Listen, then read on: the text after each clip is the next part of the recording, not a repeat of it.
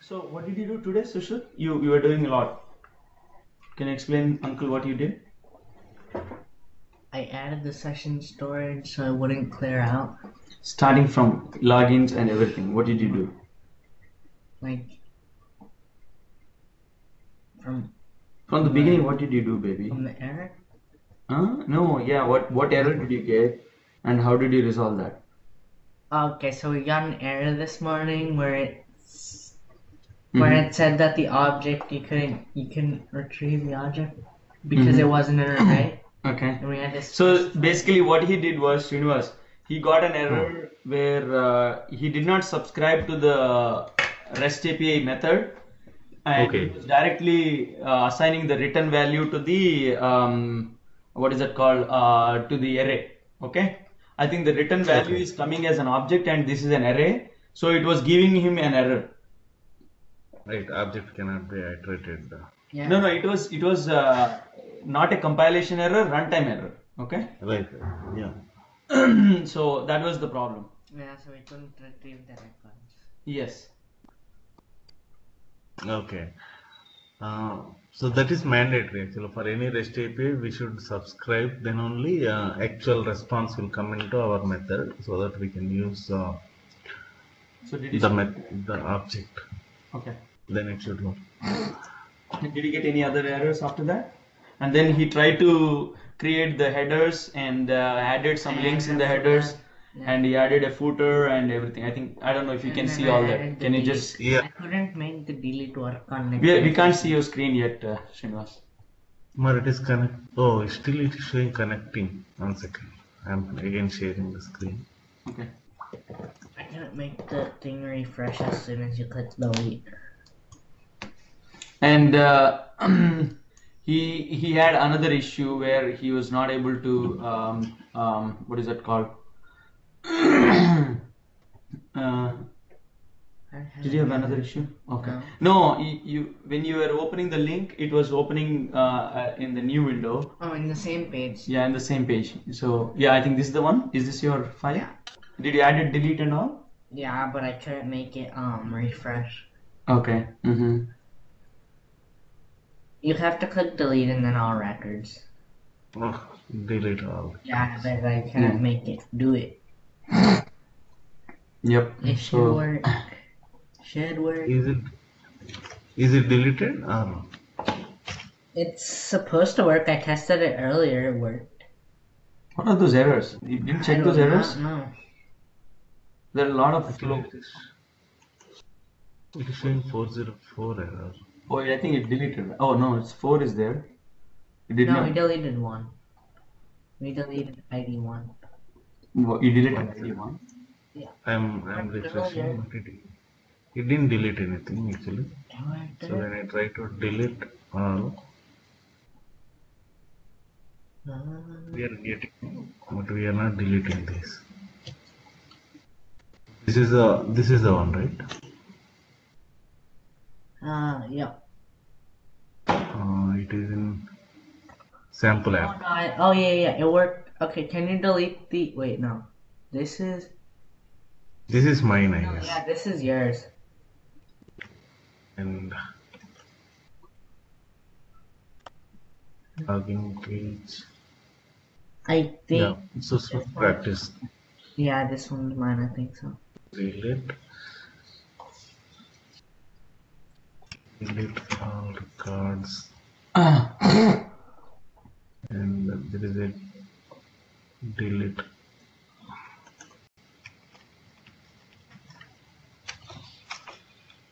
This is for all the deleted. Yeah, get all students. Is it all records? So here we are trying to delete one by one, right? There is no delete all records. This is fetch all records and delete the records one by one. I think it is deleted. Yeah, individually it is deleting fine. Yeah, that's what you did. Yeah, right? that's what I did. Okay. Delete all you haven't implemented. Okay. I thought you implement this is delete all functionality. No, I only did delete one.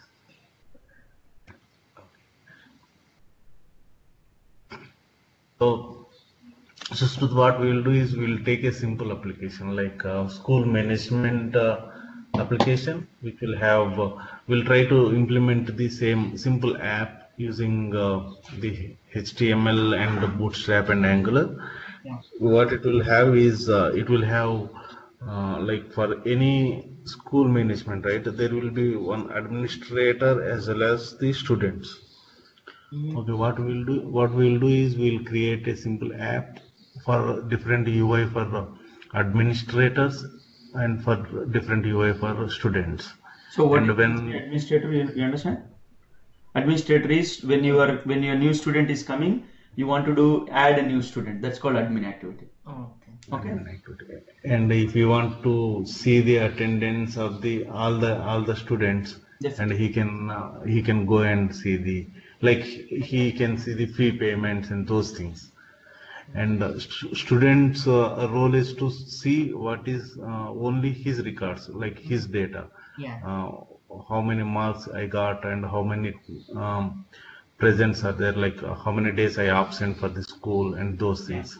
And when user logged in with his credentials, we should display only the like options. Currently we are showing in UI we are showing this nav bar and JSON file test link, right? Instead of this, for student will add very less links like attendance or something and his marks. So only 2 or 3 options. And for administrator, when user logged in as administrator, we'll show all the options like adding of students and deleting as well as For the. example, yeah, Srinivas, let me take a shot. For example, Oh. if you are doing an online classes, right? Now, when you log in, you will only see the homework that is being sent out by your teacher. Yeah. You cannot assign it homework to students, right? So, in that, you can only see your homework. But whereas when your teacher logs in, she can also set the homework. She can send the homework to everyone. So, there are different links for her. But when you log in, you are only seeing your homework, right? And you are only seeing your marks. But whereas when teacher logs in, teacher can see everyone's marks. She can see all the exams that are submitted, right? So this is called role-based visibility on the UI. So you have a role of a teacher, a student, and the teacher has a one role of a teacher, and there is another person role of a something, right? So this is called role-based UI or role-based security. Okay, so let's not go into security, it's a bigger topic. So depending on which role you are logged in, you will see different screen for the same application. Got it? Same. Ganesh, did you get it? Ganesh? Yes, uncle. Okay, very good. Okay, go ahead. Yeah. So now we'll create a skeleton of that application. I'll try to close remaining. Mar, shall I close this? Yeah, go ahead. Because we have opened. Yeah, and just save it. Maybe. Oh yeah, save the changes. I'll save the changes. And this is practice 2. Shall I close this? Yeah.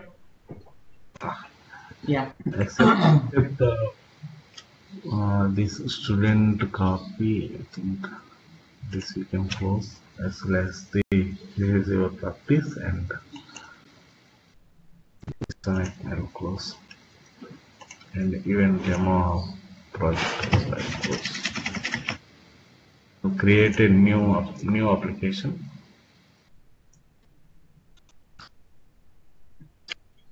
So now I'll go and create one folder in D drive. So here I'm going to add a folder.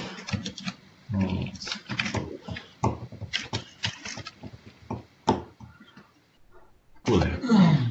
In this I am going to create my project, and I'll develop UI from here.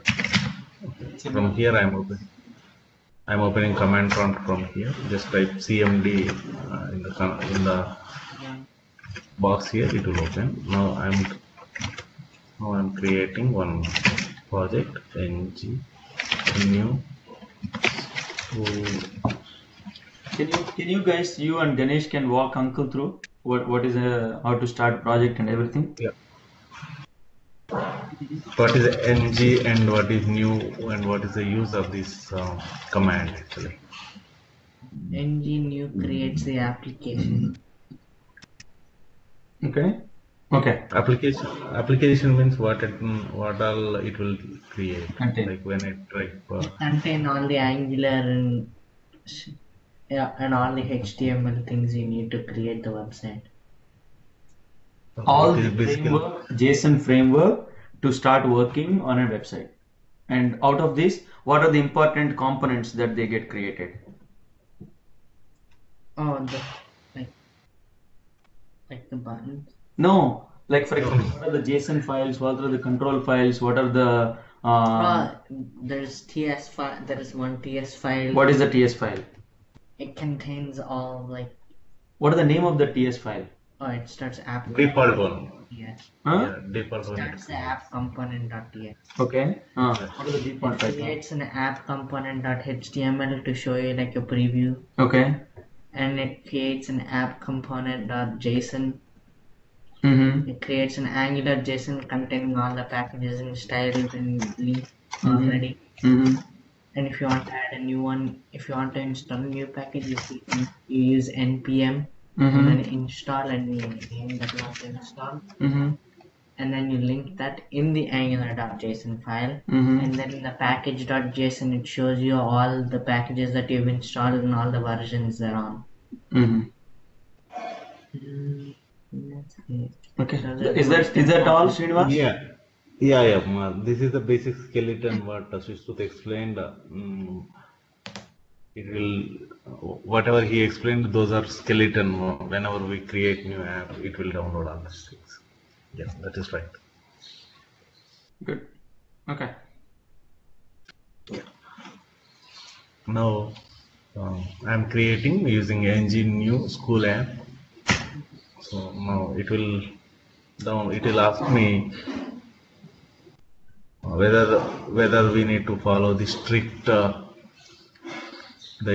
what do we call strict assignments, like we cannot use any, either we need to specify for each variables we have to specify the data type, like whether it is a number or boolean or otherwise any we can specify. So we'll go with y itself. And we'll try to practice. What is this first, Srinivas? When you try to create a variable, initially we just create username and password and like that. But now if you press yes, it will strictly follow the data types. Like for each variable, we have to specify either any or string or number for the variables. Oh, so which means we have to be, there is no kind of any here. It has to be very strict. No, any, we can add any, but we cannot create username password like this. We have to specify here, colon, any data. Is it an array or is it a string or is it anything? You have to specify. We have to specify. It will give error if you don't specify like this. Yeah, and that is the best practice, right? For every project. This is the, yes, ma'am. This is the best practice. We have to specify because if you are a developer, you developed these components, these variables, and you have used multiple places. If new person comes and see the code, you cannot able to understand what is the data type for this one and how to use this. It's better to specify the data type. If you don't know this data type, we can simply specify colon any accepts anything basically. But best practice is to specify the type of the variable. Got it? Now we'll go with yes. Yes means we have to best practices to make sure that we are declaring the type of the variable we are declaring. Okay, so that is what it is. And this is a routing module. Like whenever we are developing any single page applications, right, for admin module, for any web page, if you want to click, if you click here any of the student or anything, we should we should change only the content of the page, not the header part. Like navigation part will be as is, and only wherever we specify routing outlet, that will only the content of that router outlet will change. It will not touch this part, navigation part. So in most of the web pages, if you see, only below content will update whenever we change any of the links here. It will not change anything here. Okay, so that's why you put the header and footer in the main. Yeah, header footer will never be changed if you specify routings in our app routing.module. If you don't specify, every time it will refresh entire page. Got it? And it will not look good if you are developing a application. We'll change only the middle content. Only this content. This top and this bottom will never change. That's what Uncle is trying to tell you. Only between the header. And you remember I asked you when you created those JSON file links, I asked you when you click on it, it should display in the middle. It should not open new tab. New tab. Yeah, and we should not. Yep. Yeah. And we should not refresh this. Actually, this will not change anytime. Like, and this should be fixed all the times. For that, what I'll do is I'll go with S, so that it will create us one skeleton of that app routing file. So, do you know what is the name of the file? If you press S, it will create one file, right? Do you know which file it will create and what is the use of this? The app routing module. Yeah, app routing that module, and in that we specify some routes, right? Different to navigate to the different components to the page. Okay. Yeah. Now I'm going with Y, and this is another option. Like either we need to use SCSS or CSS or SAS less. So previously we have used CSS. Now we'll go with SCSS. There is no change in this. We can, whatever we have written classes in CSS, we can write in SCSS, as well as I'll explain how to write extra syntaxes and those things in SCSS, how we can use multiple layers of CSS classes in SCSS. So now I'm going with SCSS. Got it? It is same, like whatever classes previously you have written in CSS, we can use same thing in SCSS plus some extensions. Yeah. Okay, so can you tell Uncle what is the difference between CSS and SCSS? He said everything is basically the same except you can use some other extensions in SCSS. Okay. Yeah. So if you want to write nested classes, like I have a div inside the div, I have another div, and I want to specify the hierarchy of that classes in my CSS. So in CSS, it is not possible to specify the hierarchical classes, but in SCSS we can specify what is the class we can assign for parent, and for child what is the class, and for inner child what is the class, like that. Can you just show one example, Srinivas? I know what it means. I think he's not getting it. See, the reason is, see, for any class, right, you can assign, for example, there is a table class. In a table, you want to put header or something, and then underneath that you want to add something else, and underneath that you want to add something. So currently within CSS, you can't do that. But in SCSS, you can specify the hierarchical level. For table, header is this one. In the row, you can add something, and in this one. Now Uncle will show you. See. Yeah, this is a normal class we are creating for any of the HTML element. Inside that, if we create another class, like child class, so I can assign some variables, some styles to this color. So if the parent class, if any div or any tag which has this parent class inside the parent element, Class? div element. If I have another div with this class, Mm-hmm. child class, so Yeah. it will assign the color blue. Uh-huh. So this is, but in CSS, if this is a CSS, It's showing us it is error. giving, yeah, it is showing as error. We cannot But use. If it is a SCSS, we can use like this. So if parent, if I have assigned this parent class to one div, inside that, if I have another div with child class, and I can assign this color blue to that class, to that div. I can do like this also, but it will be assigned like if I want to use this class many places, but I don't want to use if I want to use this class whenever this parent class is this one, then only I want to apply this color blue. Otherwise, in normal cases, if I can assign like a green CSS, but if the parent class is this one, I want to assign blue color. Okay. In that case, we specify the inner class, and this is the parent class. If the div contains this one and child contains child class, there is a then div, assign the blue. there is a div underneath that. Inside the div, there is another div. So then you can hierarchically specify this in only SCSS, not in CSS. Yes, yeah. Yeah, in CSS you have to be separate all this.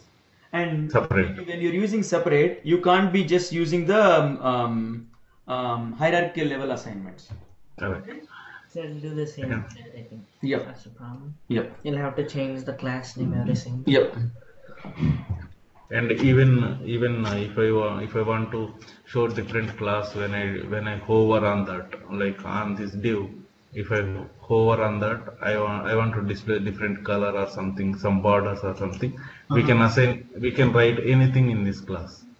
So it will be applicable if the parent, if the div has this class, then only this entire CSS come into picture. Otherwise, it will ignore that. Mm-hmm. We'll go with same SCSS. SCSS. I'll explain you how Yeah. to write, and we'll change the colors and background colors based on this hierarchical classes. Okay. So now you can choose which one you want to go. So when you see, always try to go with the upper limit. The reason is when you go with the higher configuration, you can always write the lower configuration. Lower configuration. Yeah, it is a superset of CSS plus extra functionalities. Yep. Yeah. Now just I clicked on down arrow and up arrow to select this. So I selected SCSS. Now I'm. Stop sharing. Oh, 1 second. I'm sharing again.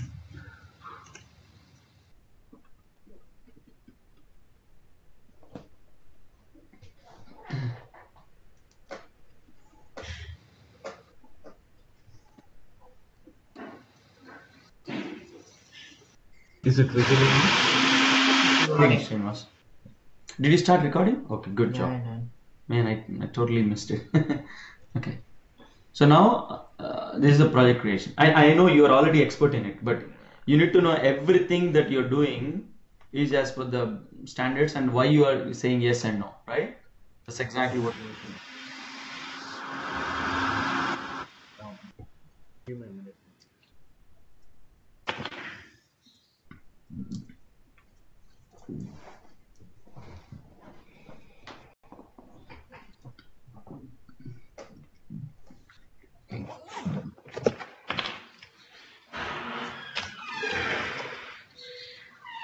Yes, I'm back. Yeah. So it created the app now. It created the I created the app. Actually, it is not. It is actually overreading the text, but it is actually created. Now I'm going to open the project. So to open the project, which file we need to select? Do you know, like? New file. And then going to temporary storage. Yeah, open a folder, and inside temporary folder, I created collab and select the folder. And then you click on the No, 1 second. And there is another folder inside my folder, so I'm I opening click on that, yeah. collab and Yeah, this tap on that one, yeah. yeah. Now the folder structure and files are ready. So can we go through this configuration list, Srinivas, once again? Yeah. What are the standard ones which we use for what and all? I mean the upper layer. That's it. Not don't go into the deeper, just the upper layer. Sure. So this E2E is used to specify the end-to-end test cases. Once we develop entire UI, we automate. Basically, if any changes are done, every time we have to go and manually check all the functionality is working fine or not. Instead of that, we'll write one time on click of since login button and click on the administrator or any student and check the results. Everything we'll record we'll automate once, and everything will be saved in this E2E folder. So every night or so, or anyone changes that any functionality in our application, we run this file and to check whether all the tests we have written are successful or not. If there is a failure, that means there is a functionality breakage. Either we need to fix the functionality or we need to update the test cases. Yeah. So these test cases mainly it reduces the manual effort of testing. So just write once and execute every time. So this is the end-to-end test cases, and Node module is nothing but a third-party libraries which is used to develop the application. And if you see the size of the file, it is around 300 MB downloaded. And when we try to build the application, it will generate only 1 MB max, 1 MB or 2 MB file. So that means it has a intelligence to select the dependencies. Based on these dependencies, it will add only the respective modules into our application. Remaining modules it will automatically ignore, and it will create the application, the final build with the necessary third-party components. And whatever logic and whatever development we are doing, we will do it in SRC folder. It will have all the application related components as well as the TypeScript file, everything in this. Even the images also we put it into SRC folder. And these are git ignore file and editor config. Like if you want to specify some configuration for this editor, so this is for the development time. And git ignore if you want to check in something. Sorry, what was the editor config, Srinivas, again? Sorry. Mar, it will have the editor related information. Mar, what is the if you specify double quotes, best practice is to use the single quote. Okay. In normal cases, and max length for one line is 140 characters. So by default all are off actually. But if you include the one tool TS-lint, actually it is a add-on to VS Code, so it will show us the error message, like warning messages, the length of the line, like whatever we type, it is exceeding more than 140 characters, then it will show warning. You cannot write more than 140 lines of text in 140 characters of text in single line. Okay. Even best practice is to write the single quotes like that. So code type equal to single. That's why. Single. Yeah. And single. Where do you add the default comments in a class, which you can by default you can specify the comments? I mean, before the class in TypeScript, right? Before creating any component, can you add your who created that component and all that? So where do we get the no, Mar, that is I didn't see that. In Java we used to have, but yeah, that's why TypeScript We didn't add actually. I'll check that the copyright information. Okay, yes. Yes, you found the right word. Yes, copyright information. Yeah, I'll check that. Even we didn't use in our application. Okay, I'll check that. I'll make a note of that. Okay, thanks. Yeah. And git ignore is nothing but whenever we develop any of the application, and if you want to make this as a public, or if you want to store somewhere in the remote machine, so that if 2 or 3 people are working on same application, and if someone do the changes, and they previously what people used to do is they prepare one shared location and they copy their files into that location, and some other people will get that files from that location. So instead of that, Git is a remote repository where we store all the application related files and those things, like similar folder structure. We save it into that repository, and if some other person wants to use that files, they check out from that repository and they use. And whenever they do any changes, again they will check into that repository. That means the repository will be the latest copy of all the changes. If someone check out from that repository, it will get we will get the latest information.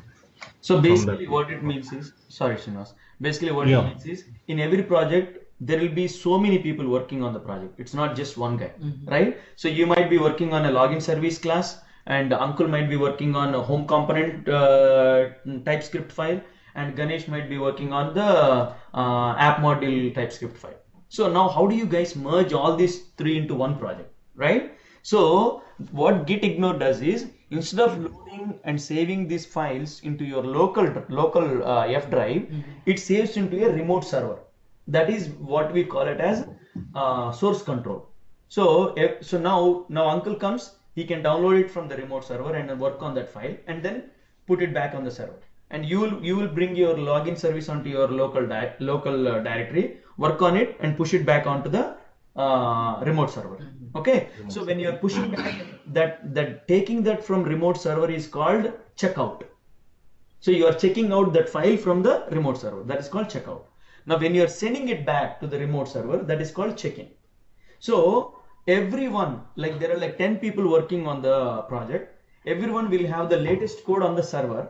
So you can check out that file, update it and check it back in and deploy that code from the server, not from your local machine. So that way, every time it is always the current, means the latest code is always on the server. You understand? So when Uncle said checkout means you are taking the file from the server down and then modifying it and checking in. Checking in means you are sending the file back to the server. So the checkout and check-in process will eliminate multiple, will not eliminate, will help multiple people to work on a single project. Got it? And so Git whatever Git facilitates is, you can specify what is that remote server where you want to store this information, so that everybody will access that from that server only. Got it? Got it, Ganesh? Basically makes the application more remote. Yes. Okay. Application is more people can work on the application. That's what it is. Okay. Yeah. So if you take this, that is called collaboration. That helps collaborate. More people to collaborate on a single application. That's it. Has more accessibility. Yeah.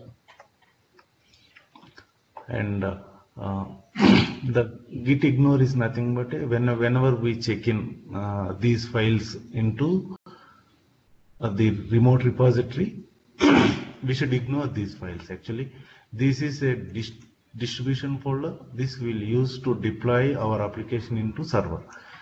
If someone takes this code into their machine, if they run ng build, it automatically generates the distribution folder. So this folder is not required to be saved in remote repository. So I'll try to do ng build.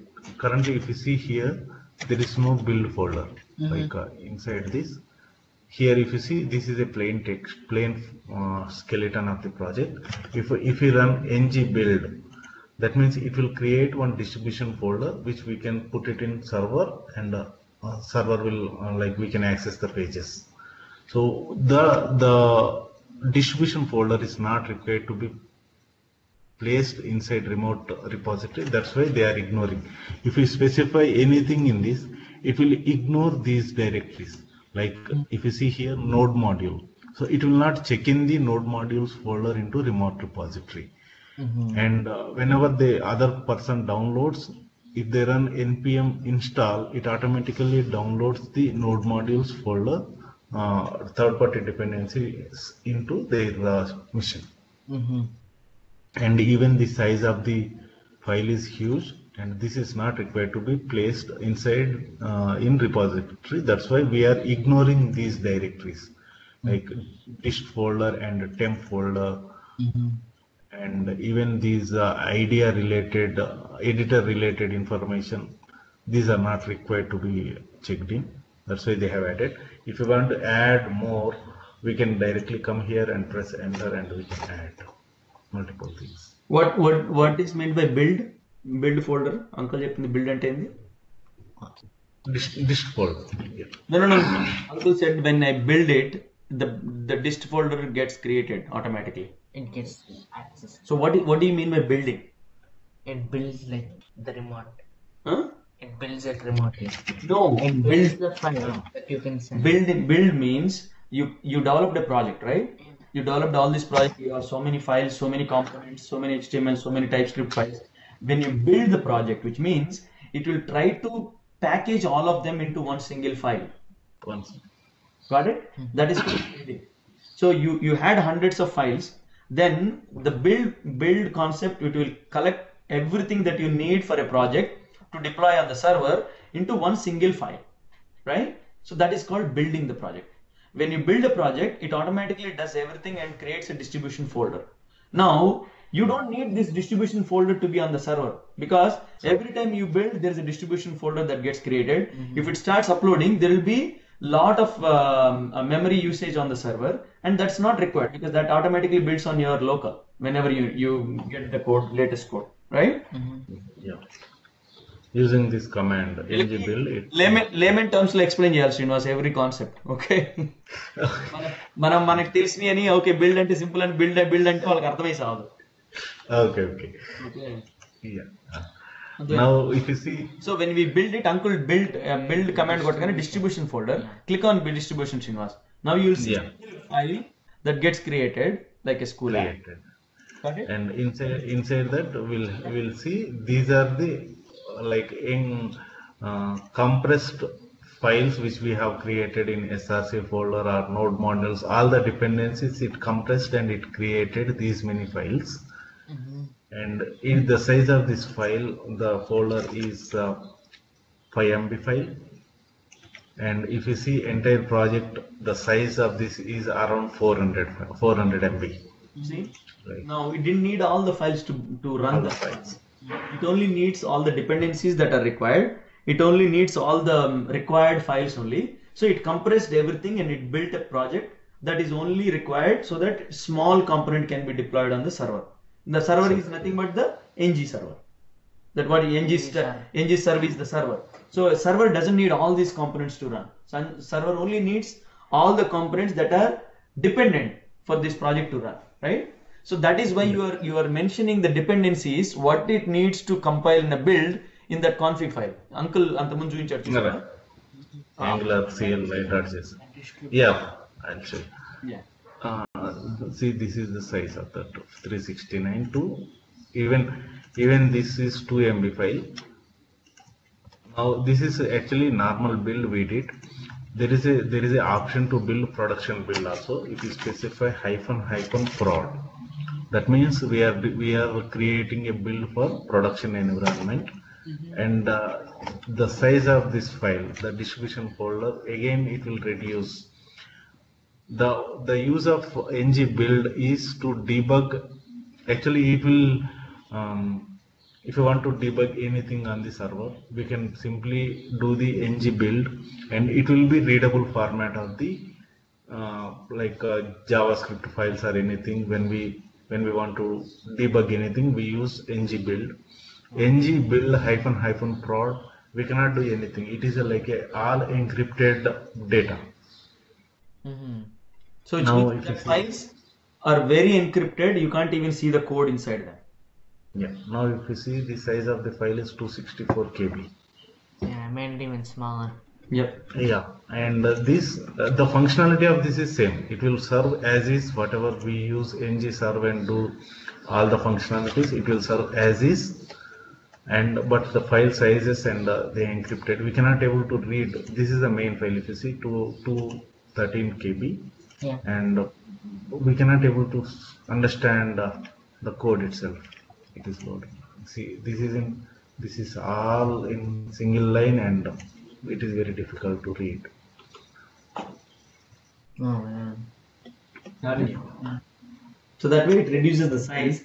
When the size is reduced, the response will be faster, right? First, yes. Got it. That's why we build the package hyphen prod. So in production Prod. means that is the actual where the people are going to use it. When people are going to use it, they should have the faster response. So we compress all the files, right? Got it, ma? Okay. Okay. That's a good. Yeah. Now let's. Sorry. Go ahead, Srinivas. Yeah. This is a angular.json file. This is a configuration file we use, and here we specify what are the dependencies for the development and what are the dependencies for the production environment. Like for build is nothing but a production environment. Whenever we develop any application and deploy, it checks, it reads all the configuration files and it generates the build for us. And there is a concept called test. Like there is a configuration called test. Whenever we specify anything here, it will use to run the while running the unit test cases. It will take the configurations from here. Till now we haven't written any unit test cases. That's why we didn't add anything here. But we are concentrating only on currently on the build. So in the build configurations, we specify what are the images and what are the styles. We use third-party CSS or SCSS classes as well as the JavaScript libraries. We will specify in the script stack as well as in the styles class. Whenever we add any configurational changes, server restart is mandatory so that it will read again these configuration files from here, and it loads basically while starting the server. So Angular.json is in the format of Angular. Did you see that? It will be curved braces, this and all, Yeah. and they are all components. The components and the child components, right? Like students, then you'll have the students, right? So that is also segregated like that. Okay. Now, once that is segregated like that, what you need to do is you need to be able to application first reads this file, right, Srinivas, when building and everything? Yes, ma'am. Yes, ma'am. It will read while starting itself. It will read, and it will load all the dependencies into our server, so that functionality will work. Yep. And this is Karma configuration file. This we use to run the unit test cases. If you run ng test, it will run the unit test cases. Normally we use ng serve to run the server, but to run the test cases, we need to run the ng test. It will read all the spec files. Whenever we create any component, it will create one spec file for us. That's the component.ts file as well as the CSS HTML, along with that one spec file. If you open this, it will have all the test cases we can write to achieve the unit test case functionality. If you see here, this is one test, IT. This is one test and this is one test. Like that, we can create number of tests. So whenever we run ng test, it will read all the spec files present in this application, and it will run all the tests which we specified as it. What is a test file means? Srinivas, నువ్వు assume చేసుకుంటున్నావు these kids know అని. Okay. So yeah, uncle explain yesterday. So here we have right? You can do one thing. when you're creating an application, what you're doing, you're going back into the browser and then clicking login, then going to click on the home and clicking on click all the whatever that you're calling, right? So ఇవన్నీ click చేస్తూ వస్తున్నావు నువ్వు. When you're clicking all that, right, what is happening here is you have to go and do it manually. But the same thing, you can also write programs to test that whether it is working or not. You understand? So those test classes can be written and in Karma. So that's it's an advanced concept, and I don't think you need to much worry about it right now. Okay? See here, we are testing for the title. Like if you see here, app dot title. The title which we have specified here is school app, and here we are checking for app dot title equals to school app. That means if someone comes, this is like a unit test case. Here we are checking for the title should be school app. If someone comes here and changes the school app to some other text, then this test will fail and show us the result, what is the current value and what is the expected value, and we need to see why it is failed and who changed that and how to fix that. So this is without touching UI, we can test all the functionalities using Karma test cases. This we'll do it later. Just for understanding, the karma.config file is used to this is for the unit test case configuration file, and this is a package log.json. First we'll come here, package.json file, then we'll come to package log.json. So do you know the concept of package, the use of this package.json file? Do you know do you remember that? There's all the packages and their versions. Versions we specify in this, and it will have two dependencies. One is for production development, and one is for development, like running Karma and those unit test cases. Most of the times we will add all our dependencies into this dependencies block, so that it will be available for development. And the usage of this package log.json is, if you specify the symbol like this, that means it will get the, so currently it is specified as 11.0.9 version. In future, if someone released 11.1.0 or 11.1.10 like that, so it will check for the latest minor version in this release. So currently if you see, the version is 11.0.9. After few days, someone updated the version with 11.1.0. There is an update. When we run npm install, it automatically downloads and checks for the latest minor version. If it is a 12.0, suppose if you take Angular 12.0, it won't touch, it won't download. It will only check for the minor version releases. If there are any other minor versions are updated, it will download the specific version and it will update here. So this package JSON, okay, go ahead, Srinivas. Yeah, and similar kind of libraries, whatever libraries we downloaded for the corresponding JS entries, the version, it will hard code. It will download the specific zip file here, and if you don't delete anything, it will check the latest downloaded version and it will download the same version here. If you delete this one and run npm install, again it will create with the latest versions of the package.json. So does it automatically remove the older version entry and then create a new one? How does it do, Srinivas? No, it will not. Actually, it will not change the version here. It will check and download the latest version. Got it. Okay. And any npm that you do, it automatically creates an entry in this file, right? In this file, it will create entry. This what it will do is it will read the version from here, Angular animation 11.0.9, and it will go and check for the minor version changes if there are any. If there is any minor version, it downloads and add the zip file entry here. Oh, add the GIF file into there. Okay, got it. here. Okay. And it will not touch, it will not change anything here. If you manually update anything, then only it will update the version here. npm I like that, then only it will update the version. Yep. And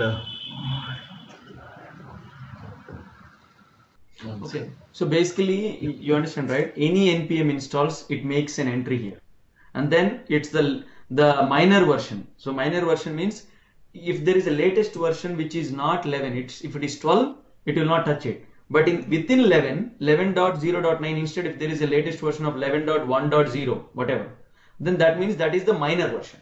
So that minor version is what it's going to download it. download. Got it?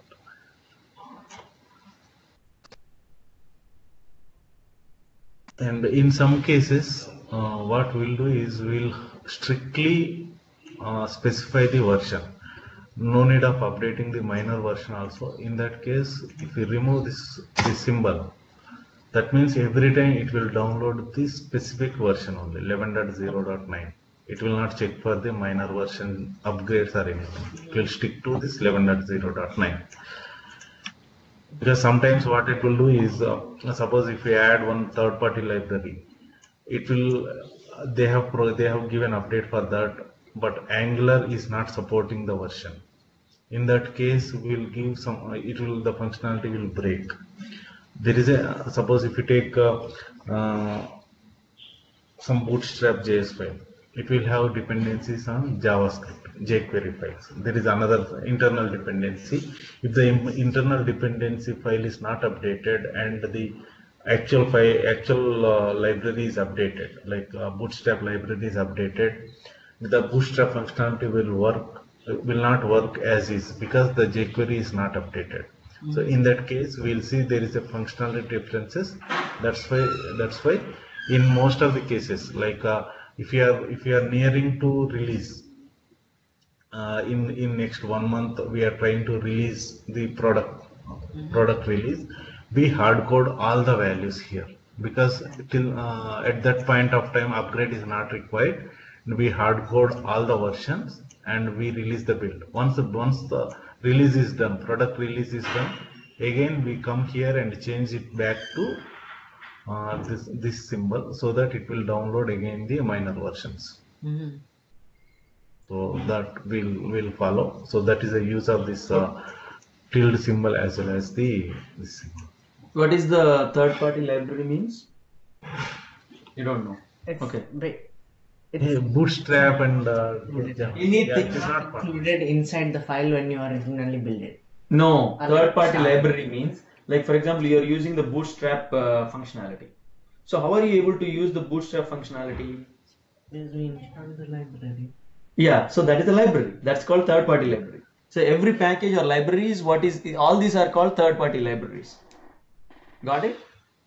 Okay, so anything installed in the package.json is all third party. Yes. Okay. So default whatever it is coming, these are actually So that's called default libraries. Okay. Anna. Yeah. Anna? No, Sorry, actually I got a call, so Anna. Okay. Other than this, whatever we are including, like Bootstrap or jQuery, those are third-party libraries, and those libraries actually they release very frequently. Like today, if they find some issue, they fix that, and immediately tomorrow they will release another version. So there may be dependent third-party libraries also they include. If you don't upgrade their third-party libraries, there may be some problem. That's why we hard code the version before product release. Okay, and this is README. Like this will have how to run the application and how to build the application. So those basic information about. If you want to make this as a open source, like many people they develop simple applications and they give for free, and they specify the instructions how to run the application and how to use the applications. They specify in this README, so that anyone can read this file and they implement, they use the third-party components. So unless So in here, the README file it is mentioned free, you cannot use that library into your projects. Makes sense. yeah, if we, there is a licensing agreements, if you want to use, some people sell the product, and without buying the product, if you want to use that, if you use that product, they may put a case on against us. So most of the, just whenever we go for the third party libraries, we need to check for the license agreement of that. If it is a MIT license, that means it is a conditionally approved license. Most of the cases it is a MIT license. I don't know the full form, but if it is MIT license, conditionally we can use and update their libraries. It is like a free. Yeah. Uh, and these are the files which we included. These are not required, I guess. This is tsconfig. This is for protractor, I guess. And these are the, and there is one file we forgot. This is a polyfills.file. Yeah. Polyfills is nothing but if we are using older version of browsers, we need to modify the polyfills so that it will work fine in the older versions. Currently all the code here are commented one. If you want to use for IE10 or IE11, we have to enable some of the comments so that it will work fine in the older versions. Like if you see here, IE11 requires below content. So we have to uncomment this and run once npm install. So Yeah. we have to run this npm install save classlist.js so that it will work fine. The application will work fine in Internet Explorer, IE browsers. Okay. Uh, and this is a lint. Actually this is a configuration for the uh, editor.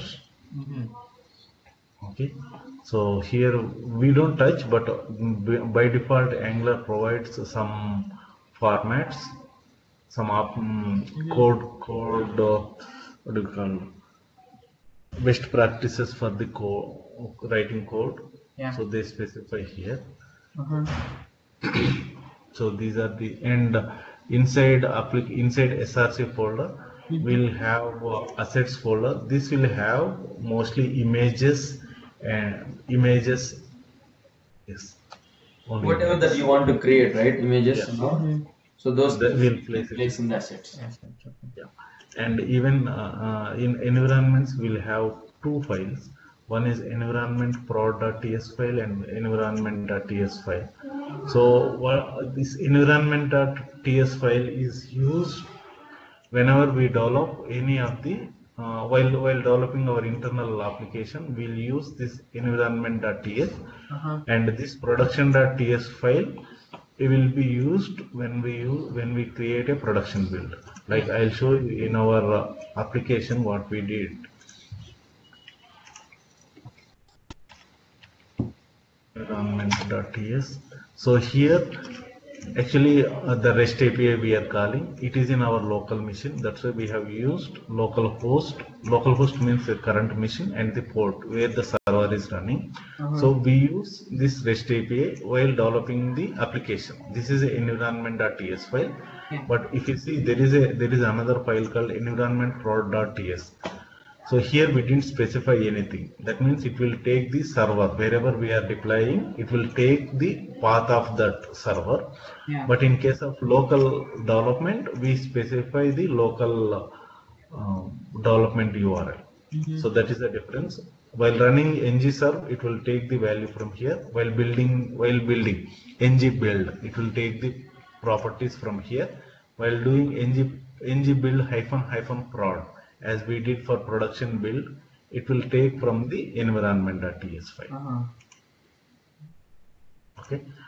Currently, if you see here, this is production equal to true. It's specified in environment.prod.ts file. That means this is for production, and here they specified production as false. That means this is a non-production environment. We use this. Okay.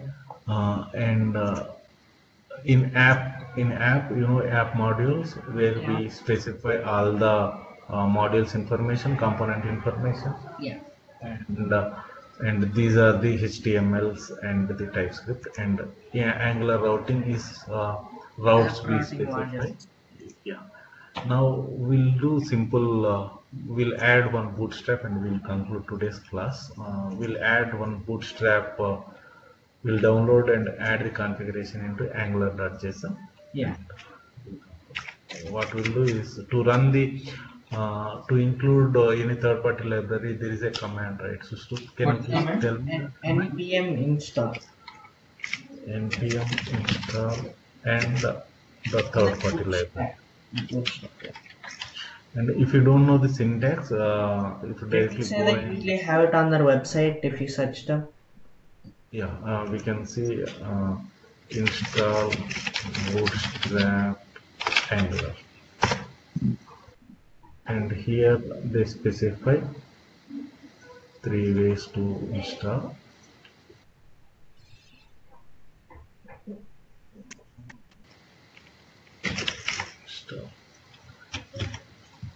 So here they have this is CLI they are including, and later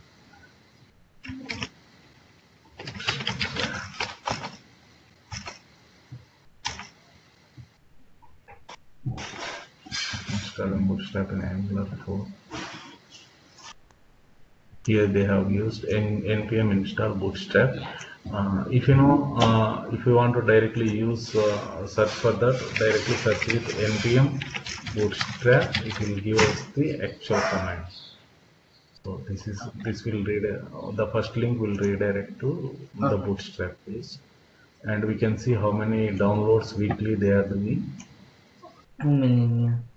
Yeah, this many downloads it happened in this week. Now come here.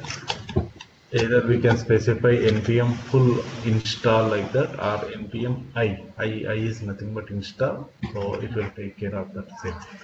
Now I am doing that npm bootstrap, and it will check. If you see here, the latest version is 4.6.0, and this version they have published for a month back.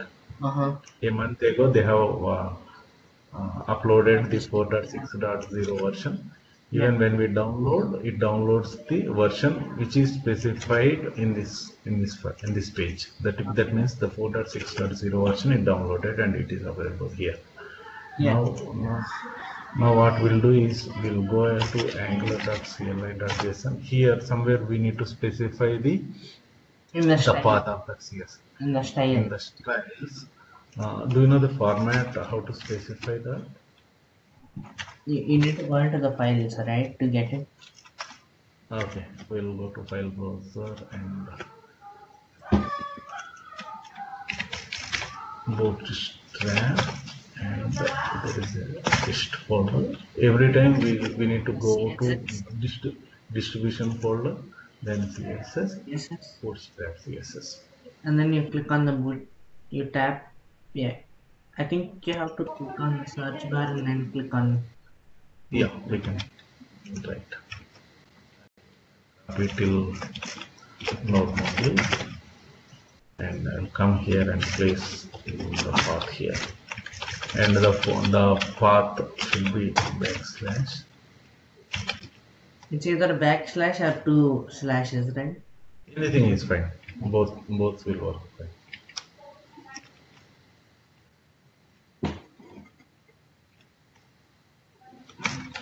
Like this slash bootstrap. And if you forgot to mention anything here while running server itself, I just added some dummy text to this file, and when you try to run the server, it will throw some message saying this file does not exist and it is not able to start the server. Yes. So it is showing the path. Unhandled. Yeah. And now I remove this. Where did you get that error? No, Uncle was just telling me like if you mess up the syntax here, it'll say You're that going to there's get no error. such file. Yeah, so that's what you need to learn, right? And you might Yeah. sometimes by mistake you do it, you didn't, but you will get that error, so you should know why, right? Got it. Yeah, and this is that's why this is the basic configuration file. Before starting the server, it reads all the configurations from this file and it starts the server. Understood, right? See, When the server starts, first it reads this file only. Yeah. And then everything in this file is intact, then only it starts the service. it starts. Even if I do any mistakes here, I remove double quotes and single quotes, then also it will give error message. And it will throw some message saying there is a problem with this file. So if this file is corrupted, then it is gone. Yeah. The application will never start.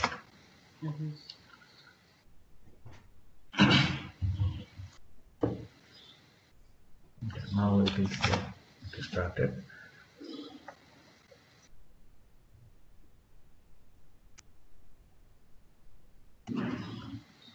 Actually, it is building whatever we do during ng build. It builds all the files, and if you see here, yeah. So these are the files it will create whenever we do ng build. So this is the polyfills, as we mentioned. This is for older version of browsers we use, and this is the CSS file as well as the JS file. We specify in styles, and this is the main file. Main.js is the file. It consists of all our HTML as well as the TypeScript entries, and these are the runtime configuration files, and this is the licensing information of the Angular. So these files, when we go for ng build, we can see all the files in distribution folder, but the size will remain very less, but file structure will be same. Okay. So to practice in your application only, tomorrow we'll add jQuery as well as the routing modules, and we'll try to create a JSON with the students as well as the admins, and we'll try to log in with the taxi. What is the jQuery used for, Sushil? It's like the Booleans, right? It does like the backend. What is the Bootstrap used for? It's used for the styling. It's like Okay. pre-made. Yeah, and then when you want any actions on the styles, That's what jQuery. that's what jQuery is. jQuery is a JavaScript, and Bootstrap is a CSS. Yeah. Got it? Yes. Okay. And jQuery is nothing but a pre-built JavaScript actions that you can use. Right. Forms module, right? Reactive. Make reactive forms. Yep. Yeah. So tomorrow we'll continue and we'll develop the skeleton of that school page, and make a note of if you have any doubts, whatever. This is like a refresh, revision kind of thing. Let me know if you have any doubts or any Yeah. problem. Yeah. Yeah. Okay. Thanks, Mar. Tomorrow we'll create a skeleton and